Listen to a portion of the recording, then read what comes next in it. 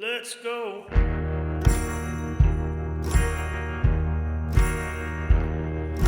Come on in, let's go to where the pictures show, where the hero wins and the monster grins, and everybody knows that face up in those bright projector lights.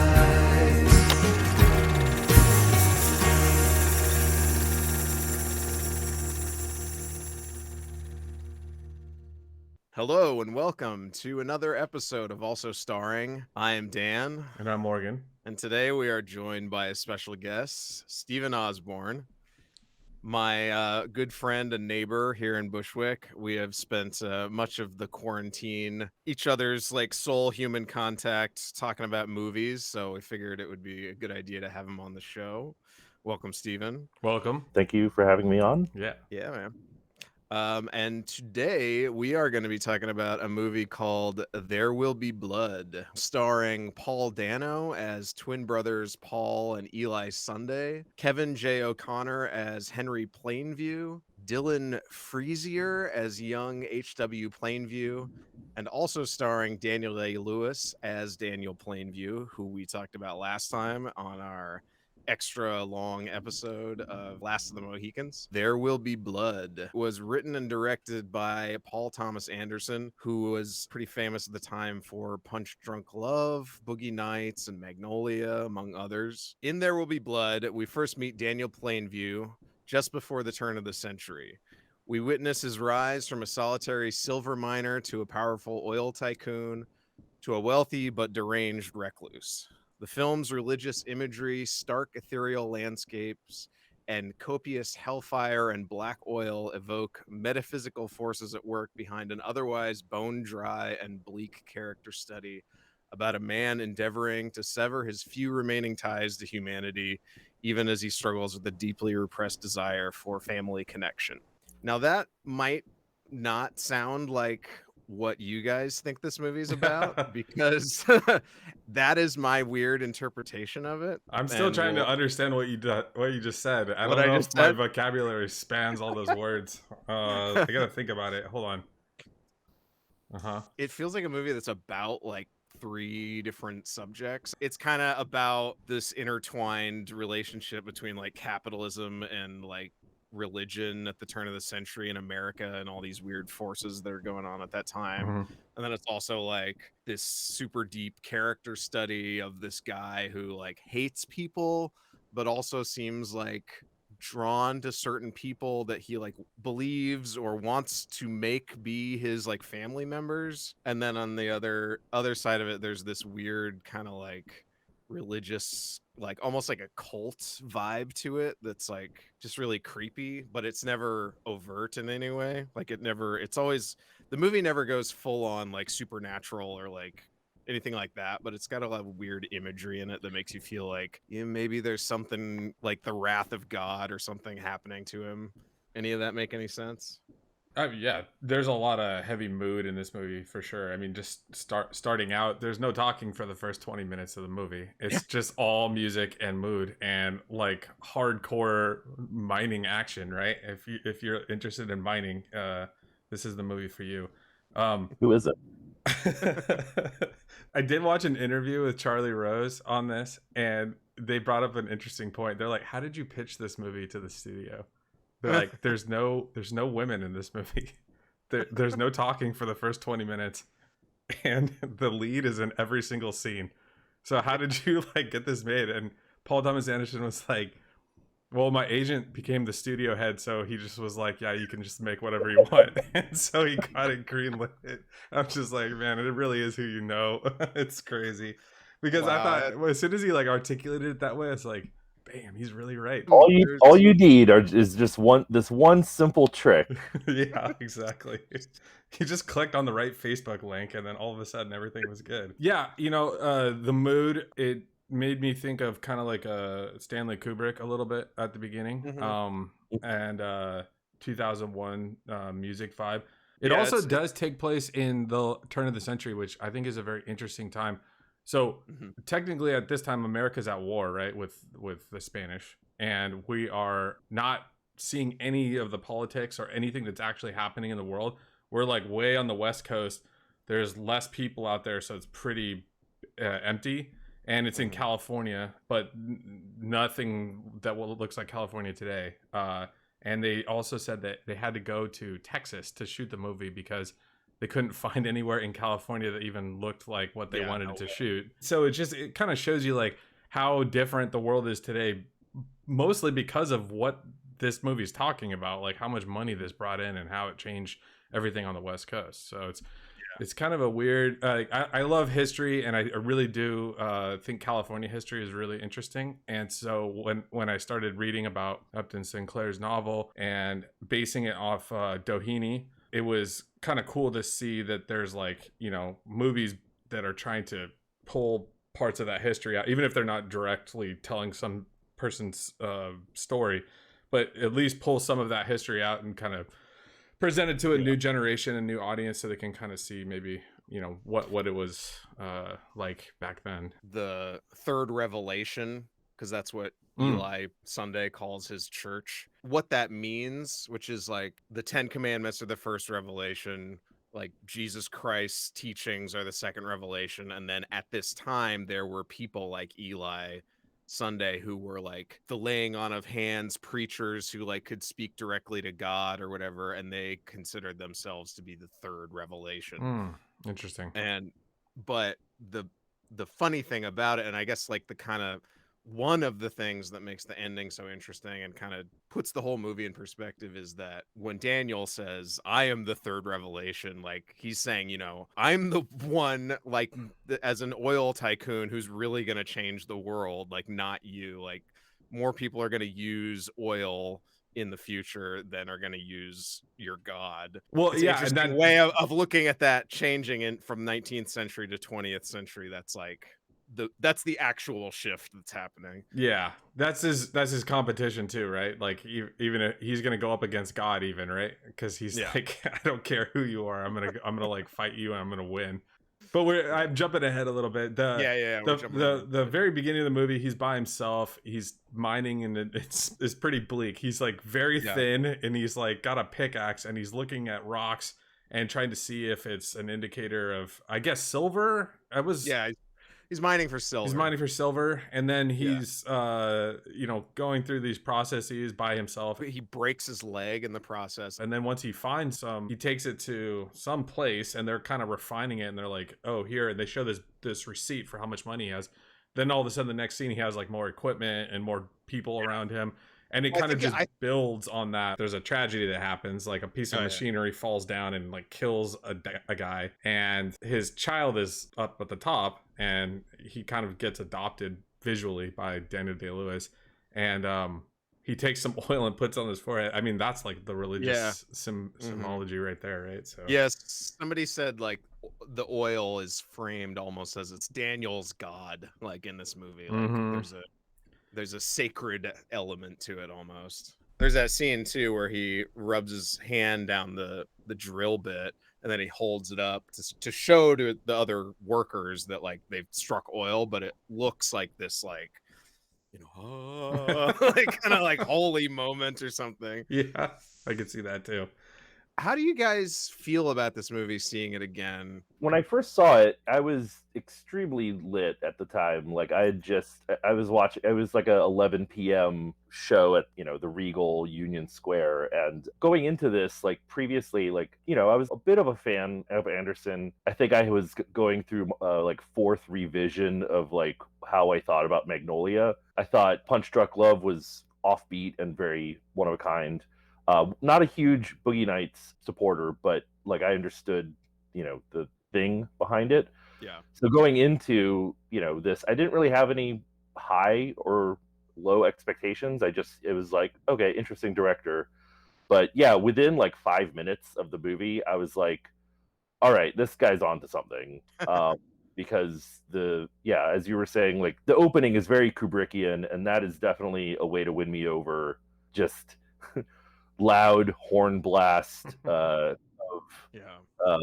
know, atonal symphonic something with like a bleak landscape, no dialogue. I was like, yes, this is this is something I can get into right now. I really liked it. I dig movies like this that are just kind of a little all over the place, hard to pin down, hard to summarize.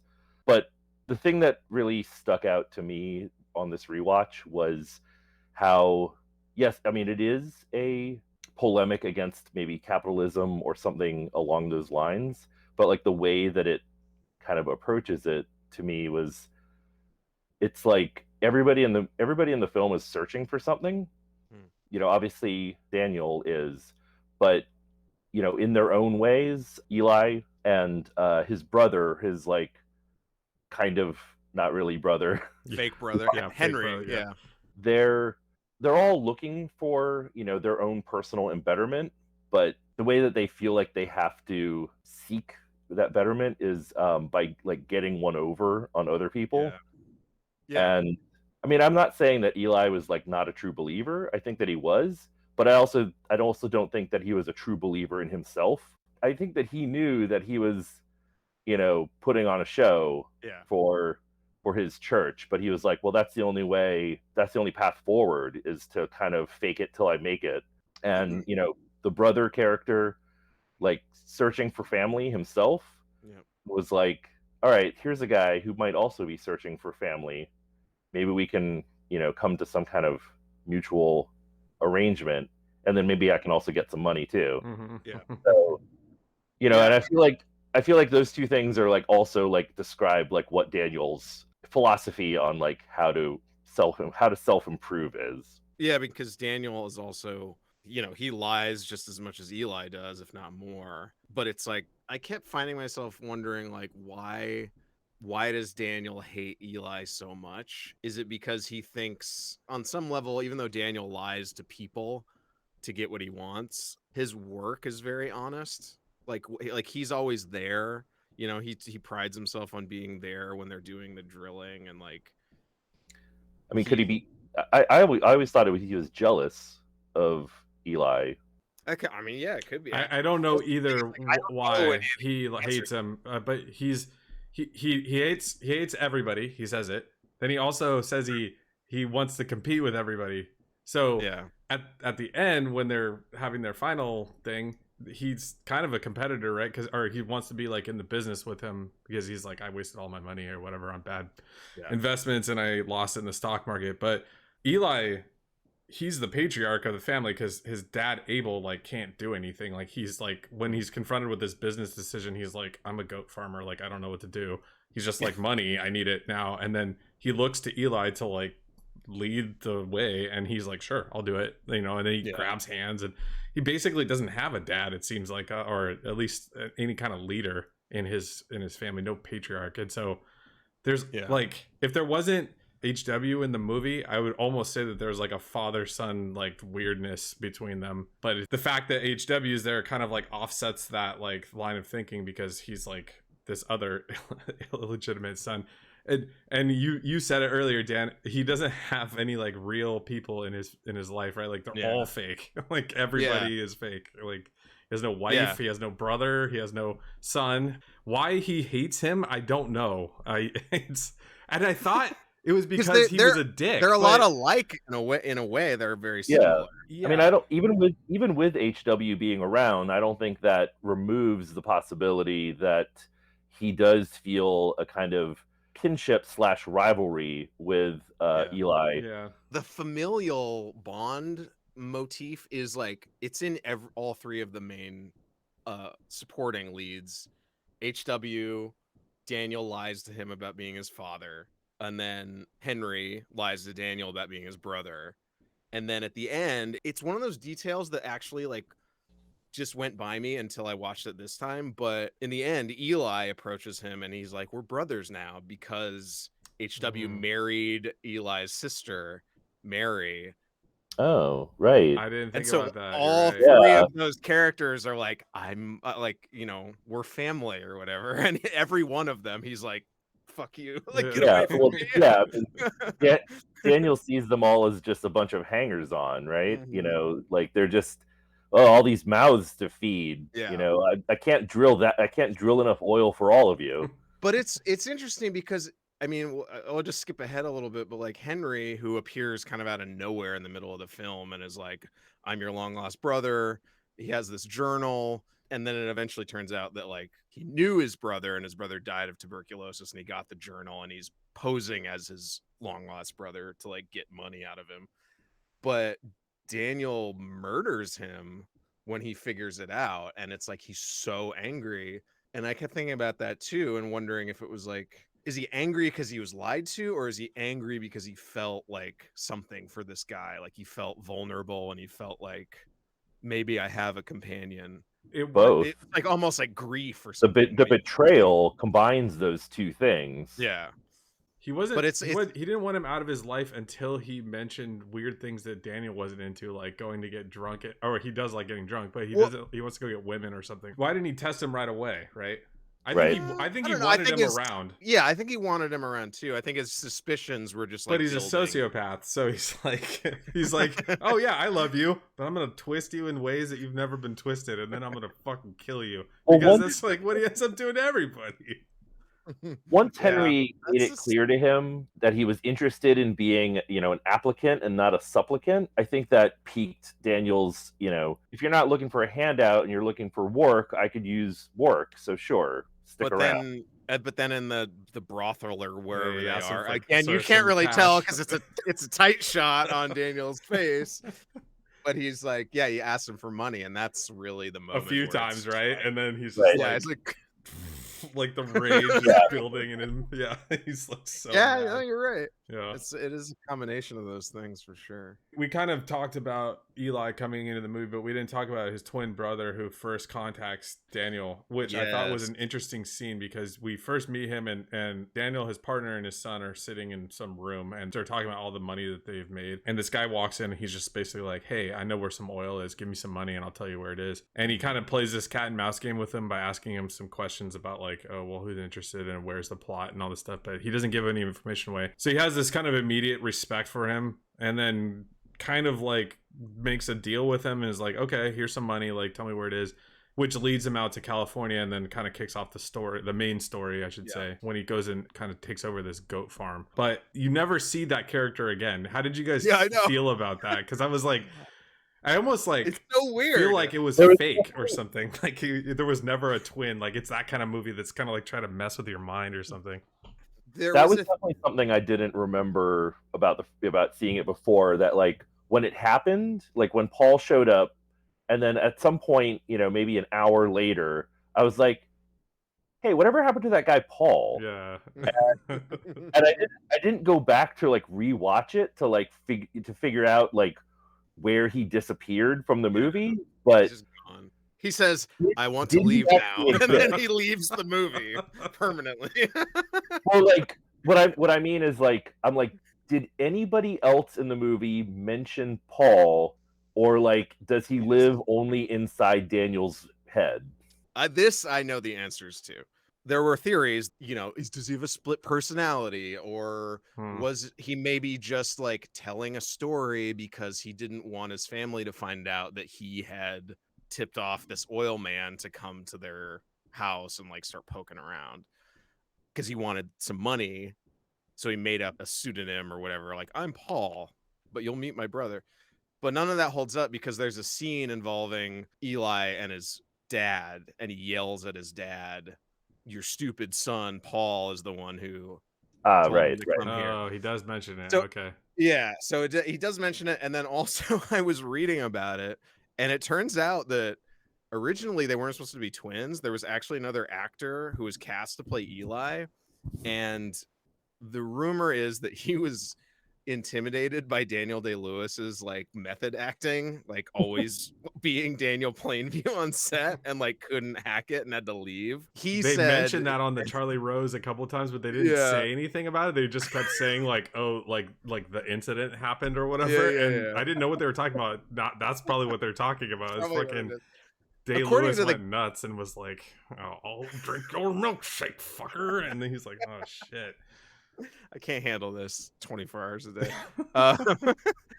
No, but they interviewed the actor in question, and he claimed that it was because he just couldn't give the performance that P.T. Anderson wanted, and it just wasn't working for various reasons, and so he left. They'd already shot scenes and stuff with this other guy, so it was like they're in the middle of production. They have to replace like this big character, and they were just like, Paul Dano, can you just do this other part that's like way bigger than the part you were originally cast for?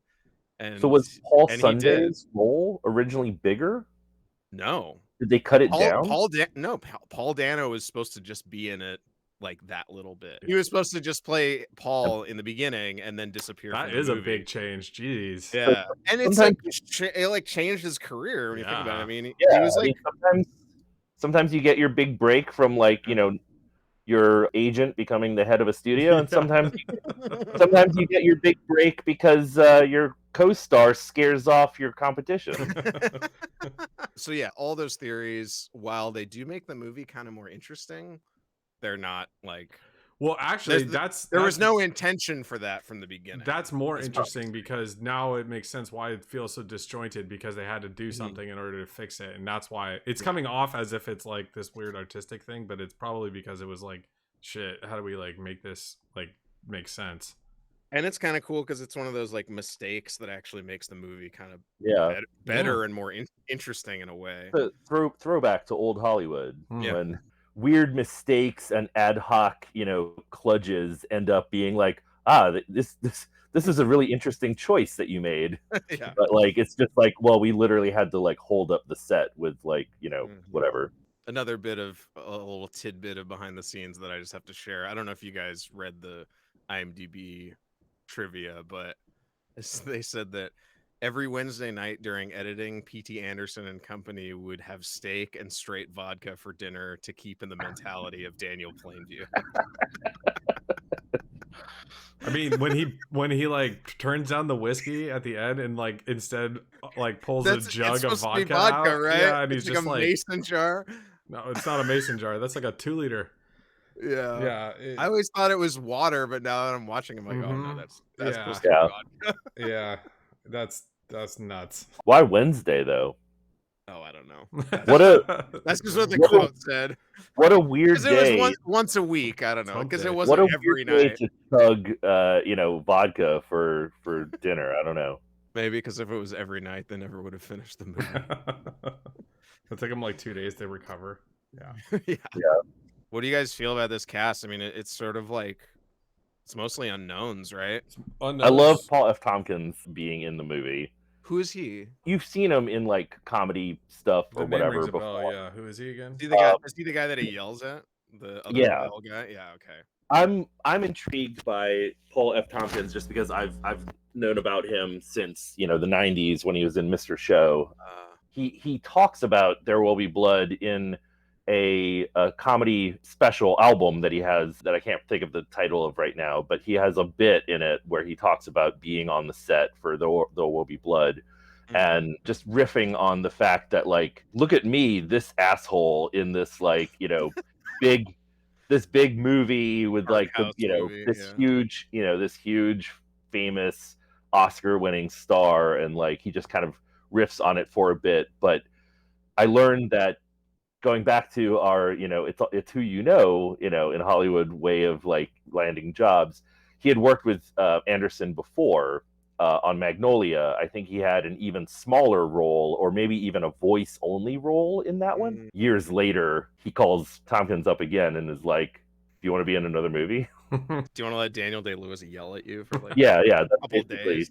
Right. The son becomes deaf at one point when there's an accident at a well, and the gas or whatever that leaks out of there is like got so much pressure it blows him off the top of this like little rickety structure they have built, and he goes deaf. And so then he's spent, I don't know, a few scenes trying to like deal with that, but then he ultimately realizes like, I can't like deal with like having a deaf son and like accomplish my goals, so like I need to send him off. So he like sends him to San Francisco, I think. Sorry to jump in, but like just to touch on that really quick, like even more than not being able to deal with that and the oil drilling thing at the same time, it's like the idea is that he has this kid around as a prop to get like potential clients to like take up his leases, because he presents himself as like a family man with a son and blah blah blah blah blah. But like I didn't But, like, see that.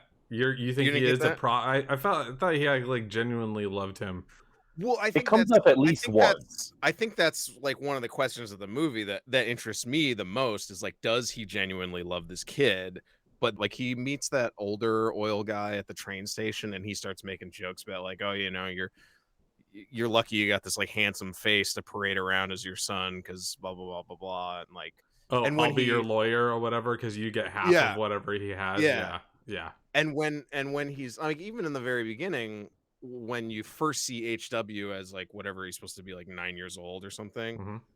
when he's talking to that potential group of clients and he's giving them his pitch, he specifically says like this is my son HW and like this is a family business and it's very like showy in the way that he has him always by his side and talks about him. And that's what you guys Yeah. mentioned about him being similar to Eli, right? Because he's given his sermon about business, Yeah. and Eli's given Yeah, his yeah. sermon about healing arthritis or whatever, right? Yeah.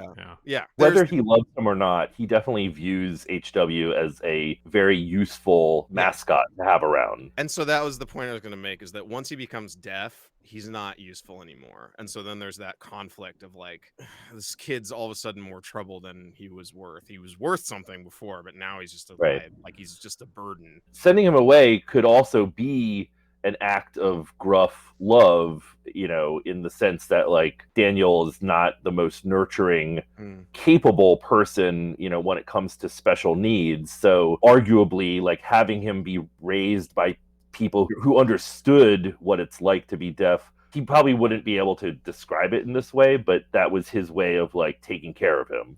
And there's a very specific scene with his assistant played by Karen Hines where he's like talking about like, do we know anybody who could teach him sign language and stuff? So it's like it's not as cut and dry as just like get this kid out of here. Like There's also a he's fire. trying to do the right thing. That for lack of a better term sparks the whole thing, right? And then like I mean it's dangerous, right? Because the kid can't hear, so he doesn't know that like danger's happening. But he's definitely number two because when the well first blows up, he like runs and grabs HW, takes him inside, and then comes back outside, and then he's like, "Oh, is your son okay?" And he's like, "No, he's not okay." But he's like still watching the well and like awe, like going like, "I finally have what I need." Exactly. And he's like, it finally struck oil. It just he's like oil's here, then HW. He's definitely can't ever be number one.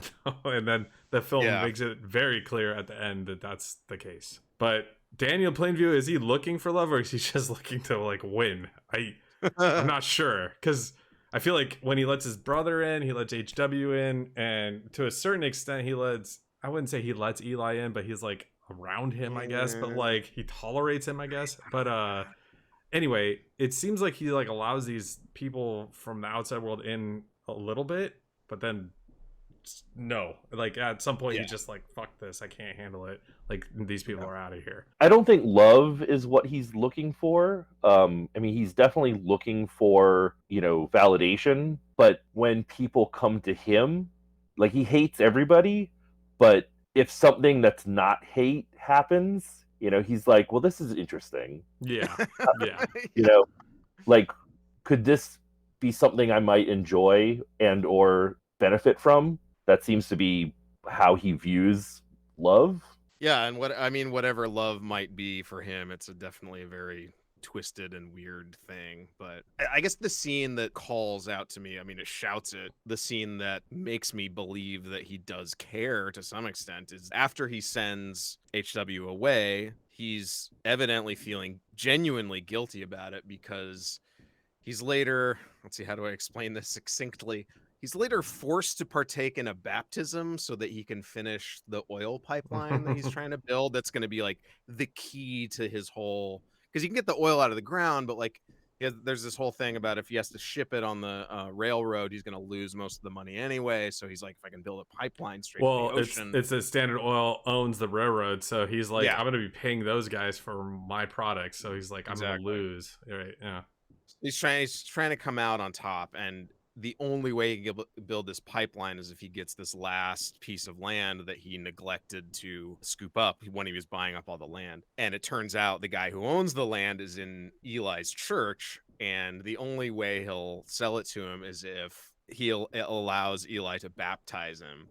I guess to humiliate him or something. I mean, I'm assuming that Eli. Well, that's not the old man's motivation. Right. Yeah, I'm assuming he puts the old man up to it to Mhm. like kind of have the last. Yeah, how laugh at did he Daniel or find something. him? Did he And it's camp just- on it's his just- land? He Oh, kills and buries Henry, and then he wakes up the next morning. The old man's sitting there, and he's like got his gun in his pocket, and he basically insinuates like, "I know that you just Right. murdered somebody." So they've got him between a rock and a hard place. yeah. I mean, it is his land, so He's also He a has- fall down drunk too, right? So he can sleep through anything because he's like Yeah. drinking so much. He just like wakes Yeah, up on the like planked on the floor every time.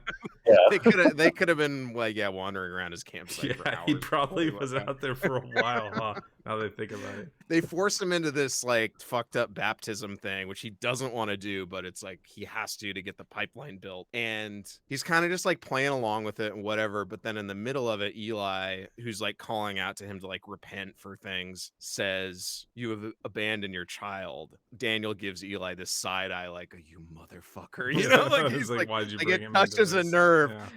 But then he like gets him to say it, and he gets him to repeat it, and he keeps saying it until this point where he's like shouting at the top of his voice, like, "I've abandoned my child, I've abandoned my child." And it's like, for that moment, I mean, I believe that he's genuinely like feeling remorse. Well, he right? definitely does go back and get his kid back after that, right? Yeah. Yeah. So yeah. I think it does work in a weird but way. I feel like, if he really is a sociopath, I mean, again, with the psychoanalysis, but like, if that is something that we see in him, it's being shamed into. The baptism was more of a window into the mentality of the people of the town, Mm, whose generosity and goodwill he needed. mhm. So him having to shout, "I've abandoned my child," was like, oh wait, are people not into that? like should I send for him then? Because I thought, that this was cool, but if people are not down with this, then Well, I mean, that's the question, because he's definitely giving a performance through most of that scene. But Mhm. then, I don't know, there's just something about like just those couple of seconds of it where it feels like it's supposed to be genuine. But I don't know. I He mean, was you also could in front you of the could read entire it church any body way when he you said want. that, though, right? So back to the original point that he has to use his child as a showpiece. Yeah. I mean, now Right. he's in front of the entire town saying, "I abandoned my child." He's like, "Fuck, I better go get him back, otherwise it looks like I'm a Yeah. shitty person," right? Because Mhm. he still needs those guys to. They don't really like convey that in the movie. They don't show like people's reactions or anything. But now that I'm thinking about it, it kind of like flows with what you guys mentioned before. It Mm. comes up, like, you can tell that there's a bit of a tension in the town. He has to promise them a whole bunch of things to like set up camp That's there. true. Yeah. Like, I'm gonna bring this, I'm gonna bring a Schools school. and the roads and the yep. Bread. Yeah. It's definitely a negotiated settlement. Mhm. Yeah. But as far as negotiations go, that baptism, man, what a businessman! Because he talks that old man down from $5,000 to one soul. Yeah. And I mean, it doesn't get any better than that, right? Yeah, That's yeah. true. He does win in the end, and he's He's like, oh, all I have to do is get smacked around by Eli for a bit, Yeah. and I save $5,000. the way Fine. he reacts to Eli smacking him too is great. He's like, "Oh, there it is, there Yeah. it is." Yep, He's like, yep. keep it going. Well, and then He's like, he does the This is silent. definitely something I'll remember for 20 years. Well, yeah, he takes him to the side and it's off audio, right? And he says something to him, and then they Oh yeah, they yeah, tell you yeah. what it is at the end, but Yeah. you don't know what he says to him at that point, and you're like, No. oh, what did You he just say see to him? Eli's face. Yeah, just, his like, face just fall, kind of yeah. falls, and it's like, oh shoot, what did I do? Two of my favorite lines from this movie are when he's negotiating with his business associates about getting the Bandy property, and he's like, well, why don't you just build your pipeline around it? And he's like, you want me to build 50-mile pipeline around the Tehachapi Mountains? He's like, don't be thick in front of me, Al. I like thought that line was super great. That was a good line. And then the other one is when he's just talking about his like own personality and how self-aware he is, and he's just like, I hate people and I've got a competition in me. And I don't know why I like that line so much, and it's in the trailer. A lot of people like it, but I just think it's like such a neat way of saying that. Like, Yeah. So it's like old timey almost, I guess. I don't know. It's kind of Yeah. there's a lot of good old-timey talk in here, but Mhm. without it being like cartoonishly, Yeah, like it's not in your just face. Yeah. it really does sound like it was adapted from a book that was written in the 20s, He mentioned in a couple of interviews there was no audio recordings from this time period that really survived, and so he was listening to stuff around the Dust Bowl time, and he was listening to stuff from like Oklahoma, and he's like, none of it was really like helpful, but I think it like helped him get a. But he's like, he keeps saying in The the interviews mindset. like, no one can prove that no one spoke like that back then because there's no audio recordings of it. So he's like, of course they did. So like that's his answer. He just made some shit up, but I think he was trying to be a character, and Yeah. boy did he succeed. I was I thinking mean, he about sells this. it. Do you guys know what he's like? Until I watched his interviews, I was like, who is this guy even? I didn't know what he was like, Daniel Day-Lewis, like at all. I was Yeah. because his characters are so different from each other and so like hardcore when he's in them, that I was like, who is he like? Like when I see, I don't know, like Will Ferrell or something. Not to compare the two, but you know what I mean. Like I know what I'm getting, right? Like totally opposite. Yeah. But this guy's like, Right. who is this guy? He's like a ghost. But yeah, he's Mr. Soft Spoken, like in interviews. Like, it's interesting with his thick Irish accent. He's never played somebody who is even in the same galaxy as like his real life persona. See, Dan doesn't even know. He doesn't even have an Irish accent. He's from Kensington, England. Oh, really? Uh-huh. That's how much of a fucking ghost this dude is. You don't even know. It's crazy.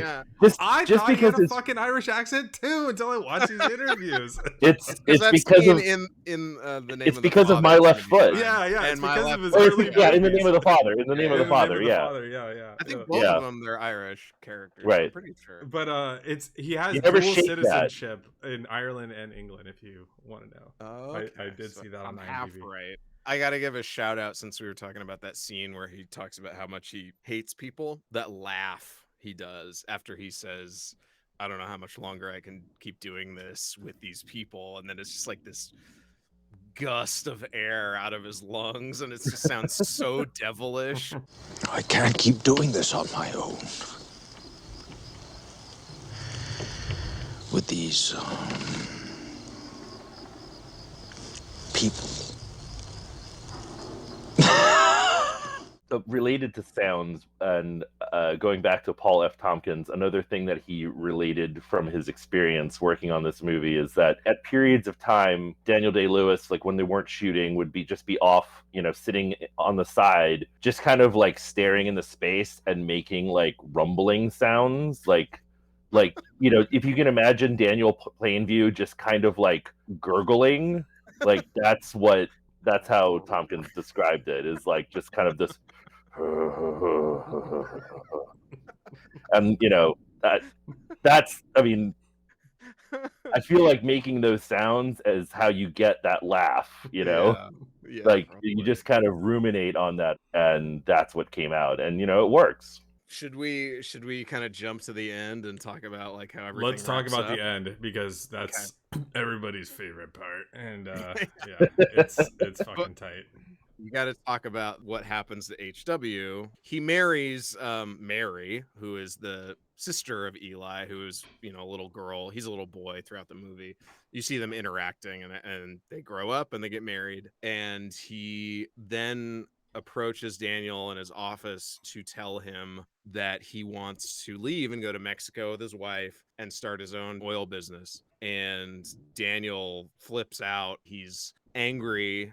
He feels betrayed once again, and reveals finally to HW that he's not actually his son after all this time. There's these horrible things that are being said to each other, and it's just like, oh, like how can you say this shit to someone? It's like your son. Like, what are you doing? It's so brutal. I mean, it's the saddest scene in the whole movie. Probably. It's You found it sad? I didn't find it sad. I just found it more like appalling, and then just kind of like, God, what a piece of shit this guy is. Like it's appalling, but then I feel sad for HW, and I mean, it's definitely sad that this kid, this has been his life, and he's like reached an age when he can finally like sort of get away from that and you know. But that's exactly why I don't think it.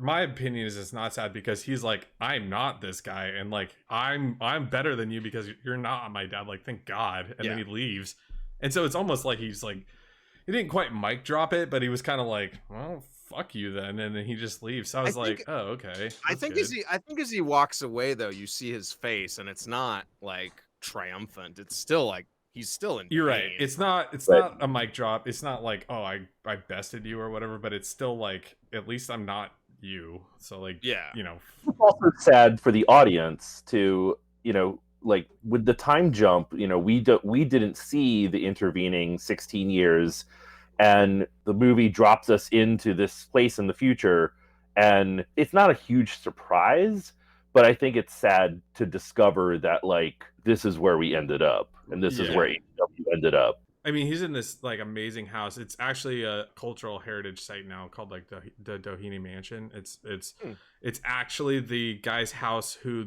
Upton Sinclair's book Oil was based off of. That's his house. Oh, damn. Yeah, so it's kind of like all you know, really cool that they got that location. But they said that when they were shooting there, there's like this army of caretakers or whatever that were like watching their every move, like, don't fuck shit up here. This is like super important stuff or whatever. So they were like, that was weird. Because Dana Day-Lewis is fucking grunting in the corner and like doing weird shit with his steak. So then after that scene, he's like sitting in his chair with a rifle and he's just shooting, I don't know, like trash or like some sort of like piled up garbage. And he just looks like he's bored as hell.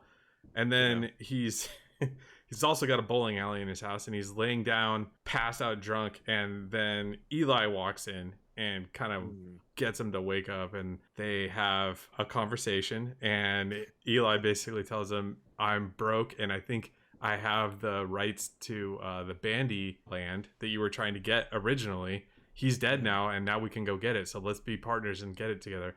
And he kind of looks at him like, okay, we can do that. We can do that. You just have to tell me that you're a false prophet and that you don't believe in God and that he's fake. So we didn't mention this before, but Daniel Plainview beats Eli up earlier in the movie, and then Eli gets revenge at the baptism, and then now this is like the revenge of Daniel Plainview of what he like whispered at him after the baptism thing. And so I think that's gonna be the subtitle for this episode. The revenge. Yeah. So then he's like, you have to do this, and then he makes him say it louder and louder, just like he did at the baptism.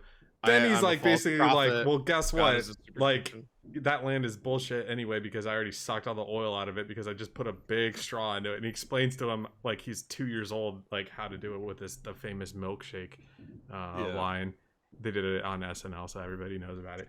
It was pretty awesome to watch, but then he like just starts attacking him with bowling balls, and like so then Eli starts like going, oh crap. Before he attacks him, he says Paul was the better brother. It was like, Paul came to me, and I gave him $10,000 cash in hand, which is a lie. Never see, yeah. So that's what made me also think like what Steven and I were talking about, where we're like, is it that real? He's not real? Yeah. No. I think he's lying to him to make him feel worse, because when they're sitting at the table, Eli wants $10,000 for his church and 5,000 and 5,000. Daniel's like, you have to keep up with the numbers. It's a movie about capitalism, so I wrote down all the dollars. Big business. What would you like, Eli? $10,000. What he actually paid Paul was like $500. $600. So to tell.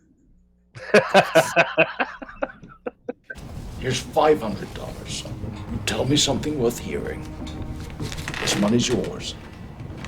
To tell Eli to tell Eli that he paid him $10,000. It's just like he's just embellishing. Then he starts telling him how like now he has his own business and he's got 3 wells producing. He's producing. Yeah. This is what I know. This is what I noticed though. What he says about 3 wells producing $5,000 a week. It's what he told those businessmen earlier. So it's all bullshit. It's all bullshit. Good catch. That's his line. That's his third. I'm gonna crush this guy. Okay. First, he makes Eli admit he's full of shit. Yeah. Then he's like, "There's no oil there. I already like took all your hope away."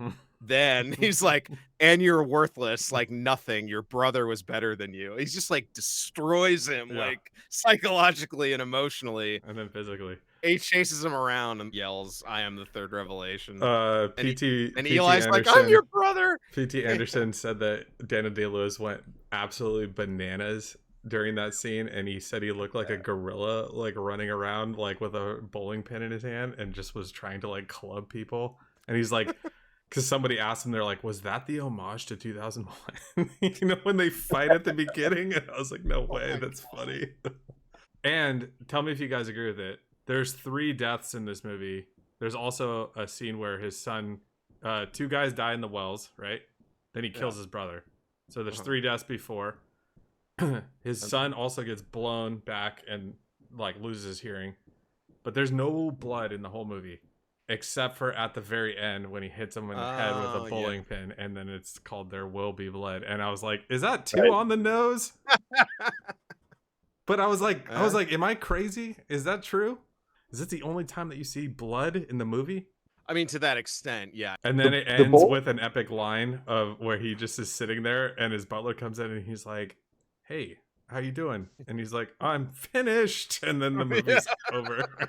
Yeah. It's just like he just murdered this guy, and he's just like, "I'm finished." And apparently that was the line that got Daniel Day-Lewis to do the movie. When he saw that, he was like, "Okay, I'm in." Because they kept asking, they're like, Charlie Rose at least kept pressing on PT Anderson. He's like, "When you're writing this, was it for Daniel?" And he's like, "Well, I thought about him, but I wasn't sure. Like, I don't know him. I didn't know him at the time." They kept asking him, and he was like, "Yeah, I wasn't sure." And I guess like when he said that line, he was like, "I'm in. That's it. That's what I wanted. That's what I'm here for," which I think is great. I want to make a movie where I say, "I'm finished." I'm finished, and then the movie cuts to black. That's so good. When I first saw it, that scene it seemed epic and just very, very intense and visceral in a way that, like, when I saw it again, I was surprised at how short it was. Yes, I remember it being longer too. I do. I Like, felt the same way. Yeah. I was surprised at how short it was and how kind of subtle the berating was. People remember or over remember the like milkshake stuff, but like that's a pretty small part of the whole thing. It is. And yeah. the berating doesn't really go on that long. So it's same experience. Seeing it the first time, I was just like, stop, he's already dead. Oh wait, okay, now he's dead. Same with Eli. I thought Eli was more of a son of a bitch than he actually ends up being in this movie. I remember him when I first saw it thinking like he was way more evil than he actually is. Yeah. And this time I watch him like he's not really evil. He's just kind of like this I mean, guy. he sucks. He sucks, but he's not evil at any way. Yeah. And He for was some reason I always remembered him that way. What is it? Your fucking thing, Dan? Mandela effect? That's what it is, right? Yeah. It's all Berenstein Bears, right? Yeah, that's what it is. I had some Mandela effects today. Oh, I mean, Eli is kind of a pathetic character from the beginning, but I think it takes a while to kind of like, I don't know, catch up to that. I mean, to circle back a little bit to what I was saying before about like why does he hate him so much? I mean, the thing that he explodes at him with initially when he beats him up the first time and like shoves his head in the mud and stuff is, you know, why haven't you come over to see my son to make him hear again? Like, you're supposed to be this healer. Well, it's always money. Every time someone asks him for money, he either kills him or beats him up, right? Yeah, I mean, I guess that's true. But like the words he says to express his anger are, "You're a charlatan, you're a liar," like, and maybe it's a little bit of like what he sees in himself that he doesn't want to admit or something like that. I don't know. I'm going a little too deep on it. Yeah, I think he views you know, people like Eli as all being charlatans in a way, like even putting aside the religion part of it. You know, he is out there on the site digging through, you know, dangerous stuff with his hands, and like he hates everybody, and like he sees persuasion as being, you know, one of the low arts, and it's like a necessary thing that he has to do to like get somebody to let him pump stuff out of their land, but it's not something that he likes. And he sees people who make their living that way as just being a low form of moneymaker, I guess. Yeah. I was reading the box office list for that year, and I was like, God damn, 2007 was like, it's not all great movies, but it's a packed Like year. memorable. stuff that I Good remember. ones. Spider-Man 3, totally infamous Mhm. release. No Country for Old Men. First Transformers movie came out that year. Hmm. Live Free or Die Hard. 300, which I mean that's a game changer in a way in terms of like green screen shit. Green screen for sure. Yeah, CGI stuff. Yeah. I Am Legend, which I remember specifically because I saw the movie and I was like, that was pretty good. And then Morgan was like, have you read the book? And I was like, no. And he was like, read the fucking book. And I read the book and I was like, fuck that movie. Yeah, that book is so much better. It's so good. That movie's terrible. Zodiac came out that year. Oh, I love Zodiac.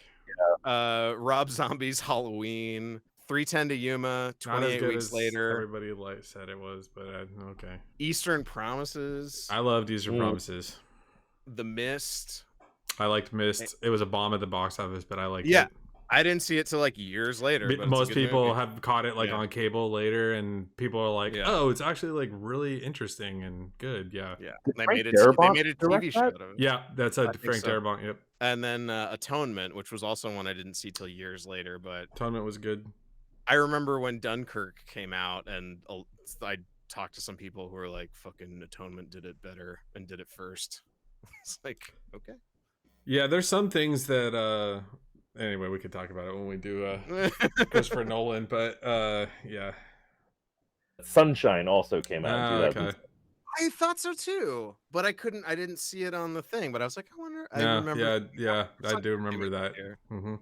What a fucking good year for movies. I mean, also Every year like, is a good year for movies. also just like notorious. I mean, not all the movies that I listed are good. Like, they're just some of them are just like notorious. Like Anything not- involving Rob Zombie is notorious. So Notorious. I feel like you should plug like your Oh, list God. of movies. Like, come on, tell us about plug.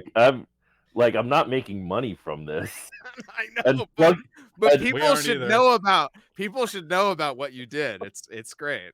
Tell us a little bit about last year for you. Okay. Well, last year around January 6th, I noticed that I had watched 8 movies in like the first 6 days of the year. And I'd already been on like kind of a movie jag, for the previous couple of years for a variety of reasons. And noticing that I was like, well, I'm, pacing myself pretty well this year. I like just unwittingly tweeted, I've watched 8 movies in 6 days, so I guess we're going to try to make it to 366 this year.